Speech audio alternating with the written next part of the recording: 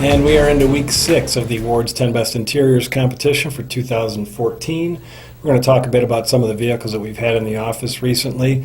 Total of, well, the list is still kind of a moving target, but I think we're going to end up with about 44 vehicles in the competition. And so far we've had probably about 30 that we've had in the office so far. So still some more to come in, but today we're going to talk about the Volvo V60. We're going to talk about the Jeep Cherokee. Let's talk about the V60 first. What do you guys think about the V60? This is the Volvo station wagon. Right, and an updated interior. We were talking earlier, they haven't done a lot to it, but it's still a very nice interior. Sparse in a way, like the Scandinavians, kind of like things clean and aesthetically pleasing.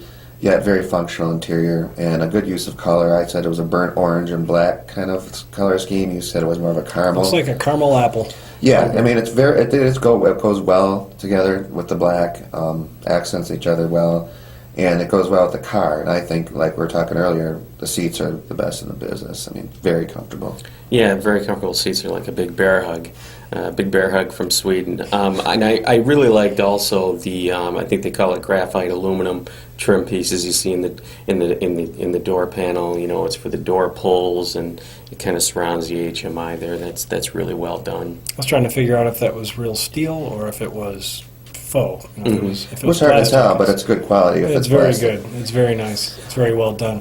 Any features that you think are lacking in the V60? Yeah, I noticed that there's no voice recognition. I mean, just Right. about every vehicle I've been in so far, Even you can those- change radio stations without touching a single button except for the voice recognition button. Even I mean, this is a $45,000 car. Not to have that feature is surprising, to me, because Volvo's really trying to reinvent itself, and it seems like if they want to be taken seriously, I mean, not that everybody uses those things to any degree of success. You know, they're hit or miss, but you kind of have to have that feature. They didn't have a power lift gate. What else did we were saying? It didn't have navigation, no backup camera, and this is a $45,000 car. You know, I mean, there's cars at half that price that have those features. So. Yeah. I also thought the sunroof, you know, while we're picking at this car, which we overall we really like the interior of that. I think we're in agreement. But I thought the sunroof was a bit small again for the segment and the price for the segment it plays in and the price that it's at. And then I thought that the nav screen, the touch screen, that's a bit small too. Yeah, it was pretty small. You're right, but I think you can get an upgraded system with a navigation.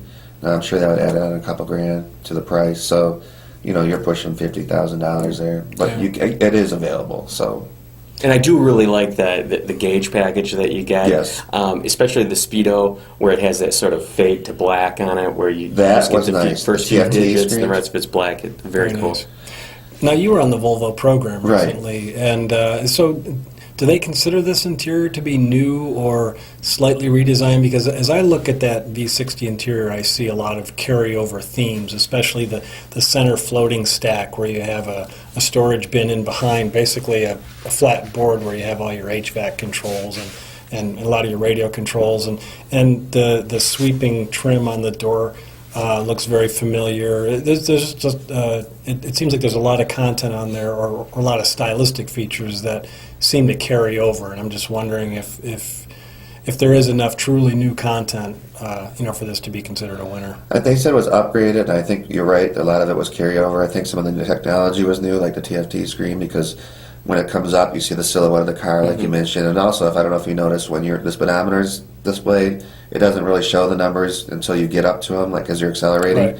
So if you're at 40, you can't really make out where 50 miles an hour Yeah, that is. fade to black. Which is pretty cool. I mean, and that's new. I don't know about the materials. They weren't real specific. They just said it's been upgraded, which in automotive terms is We might vague. need to wait until like the XC90 or the S80 and the all-new models before we see some truly new interior styling. Yeah, but Volvo's always done well with interiors, and it's impressive considering how small they are and the limited resources they have to work with. So let's talk about Jeep Cherokee. Here's another vehicle. This one truly is new. Of course, the interior is clean sheet design. Interesting color patterns. Blue leather with it's kind of a hard color to describe. It's like taupe. It's like a cross between really dark chocolate brown and black. It's not black, but it's not pure brown either. It's just a really interesting color combination. Did you guys like it? I did. I liked it, and I'd like to see more of it. You see it on the seats, and then you kind of lose it on the rest of the vehicle, and it tends to kind of fade into that, to go into that sort of black plastic that we see a lot of. It's a Jeep interior, and that's the best I can say about it, because Jeep interiors are pretty good right now. Yeah. Well, especially recently, they've put a lot of money and effort into improving those interiors, and it's shown. I mean, Ralph Gills, I know he's head of design, but he made that a point several years ago to really he realized how important it was becoming, because in the past the Chrysler interiors were pretty cheap on the cheap Yeah. side, and they did not stand out, and they just get better and better. I mean, we drove the new Dodge Ram. It was incredible, and I just drove the Chrysler 200, the new one, and it's a huge upgrade, leaps Yeah. and bounds. Now, I'm not real sure what exactly a seat is supposed to feel like in a Jeep. I mean, yeah, I've been in a lot of Jeeps over the years, but this one to me felt very soft, especially after being in the Volvo. But it doesn't feel, stiffly European as a seat, and I wasn't sure if that was because they expect people to be off-roading on it, and they want that kind of soft comfort feel to offset any of those undulations that a Jeep Cherokee might find itself in the off-road. But did you like those seats? Yeah, I like the seats. I think they were supportive, but I agree with you. I mean, I don't know what the correct off-roading seat would be. I've been in Wranglers, and they're not really that comfortable. That's what I thought. Honestly, we both owned Wranglers. Yes, we and, did. And I would bet that my 1995 Jeep Wrangler had more supportive seats than the ones that are in this Cherokee. Really? I thought they were a little flat on the sides, and they committed the sin of having a short seat bottom, which on long trips can really start to bother the bottoms of your legs. Which means that there's not enough of the seat underneath your More your, thigh your upper support leg, from underneath, and they look good. Their functionality, I question a little bit myself. And I also, another thing that kind of bugged me about it is the tire pressure monitoring system, which is a pretty important safety item on a vehicle today. It was just whack. It was getting all different kinds of readings. It was telling me I needed to fill a tire in the right rear, when actually a tire in the left front seemed to have less air in it, according to the reading.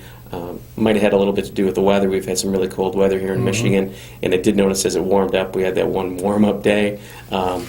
It did seem to reset itself, but getting some real wacko readings on that thing. So the pricing on this is $37,525. As a former Wrangler owner, does that, is that an attractive price point, you think? And also, do you think that this is the type of vehicle that people are going to want to go off-roading in? I don't think. I think a Wrangler would be the choice. I mean, if you were going to be a serious off-roader, you get a Wrangler. And one of the reasons I thought that the seats in I had two Wranglers were bad. I mean, you could spray them out. They were made for getting muddy and all weather. Because you could take the Cherokee top off. doesn't look like something No, that you you want can't to take get the all top muddy. off. There was nights I left the top off when it was raining and just dried right out. Yeah. It's rugged enough, but again, maybe not to the extreme.